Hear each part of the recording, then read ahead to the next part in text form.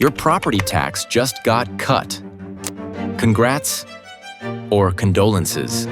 10 states are sprinting to keep residents from leaving, and the fix looks like a fiscal crash diet. Slash the bill today, starve the services tomorrow. We're talking plans that swap homeowner taxes for sales taxes, oil money, and creative fees.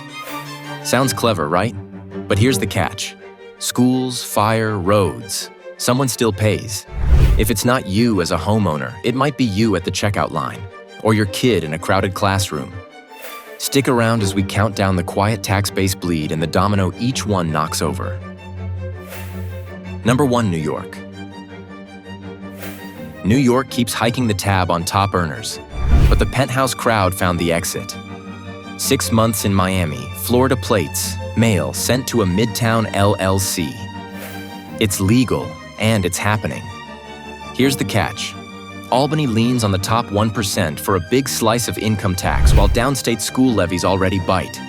Lose a handful of whales, feel it everywhere. Post-2020 outflows show high earners leaving. The MTA posts gaps. Districts warn of shortfalls. Suburban homeowners see assessments creep. SALT cap pain pushes more exits. The fix? Not property tax cuts. It's fares, tolls, surcharges, credits. You save on paper, then repay it every swipe and invoice. Number 2, California. California mails rebates like swag bags, then watches IPO cash vanish and budgets flip. High earners and companies test drive Texas because taxes plus costs feel like double rent. Proposition 13 keeps longtime owners on 1970s bills while new buyers eat today's prices. Let that sink in. When Silicon Valley mints stock gains, income taxes surge. When markets hiccup, the LAO waves the deficit flag. Cities can't lean on property taxes, so they stack parcel taxes, utility fees, and cost recovery add-ons. The Lincoln Institute calls this the fee trap. LAUSD keeps floating parcel hikes. Relief exists, quirky, uneven, and temporary. Your neighbor's tax is vintage. Yours includes a parcel fee and a pricier target run. If California's problem is volatility, the next state wrestles with pure outflow math. Number 3, Illinois.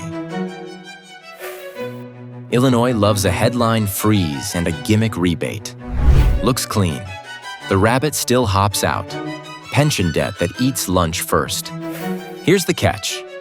Property taxes bankroll schools, while pension promises squeeze every other line.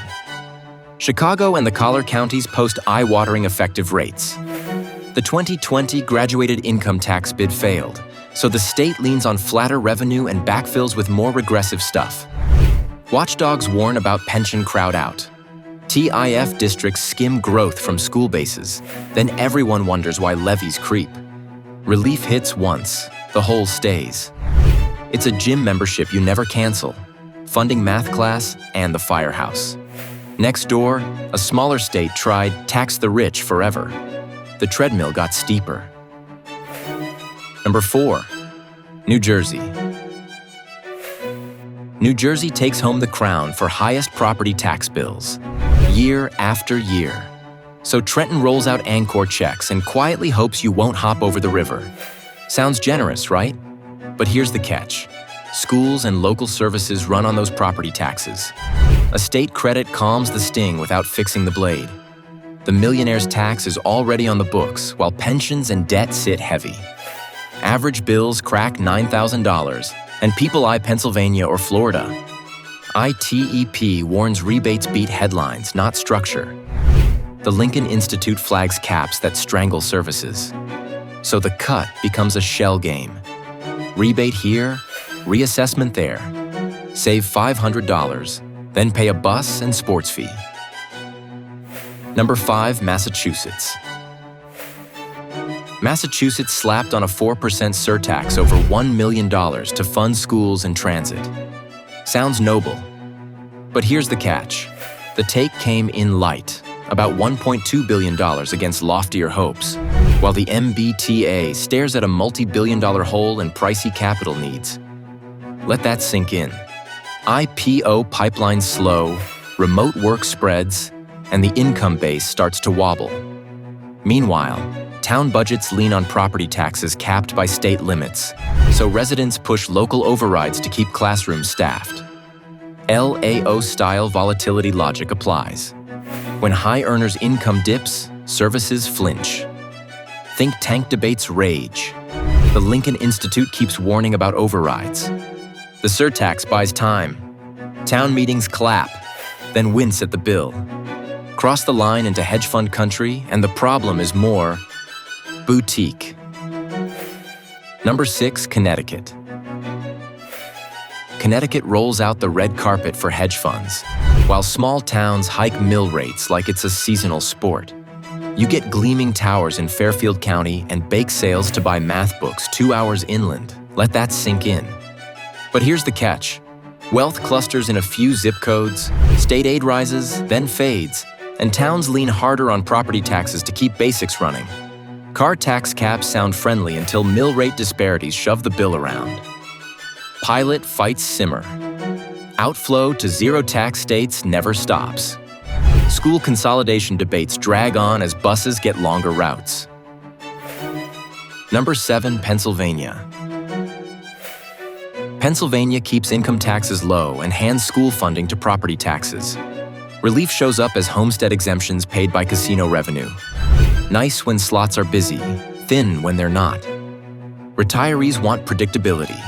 Districts want teachers. Harrisburg wants no tax hike press conference. Act 1 caps growth, but districts can ask voters for a referendum, and many do when costs jump. Talk swirls about swapping to higher sales or income taxes. ITEP calls those swaps more regressive. The Lincoln Institute keeps saying property taxes are stable for schools, which is why districts cling to them even as bills rise. Your relief arrives on a slot machine schedule. When that fails, the referendum hits and your bill inches up. Now jump to the island where everything costs more, and the tax base is literally surfing away. Number 8, Hawaii. Hawaii is cracking down on vacation rentals and carving property classes so locals aren't bidding against offshore cash. Sounds fair, but tourists aren't covering the whole tab, and the numbers wobble when planes slow down. Here's the catch. Tiered rates hit non-owner homes. Transient accommodations taxes shifted, and counties sneak in cost recovery fees for everything from water to trash. ITEP calls tourism taxes volatile, and the census keeps logging locals bouncing to Vegas for sane housing and cheaper milk.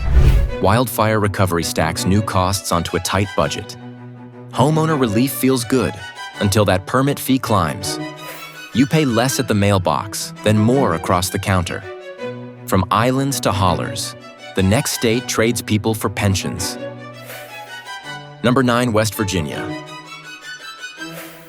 West Virginia wants you so badly it pays remote workers to move.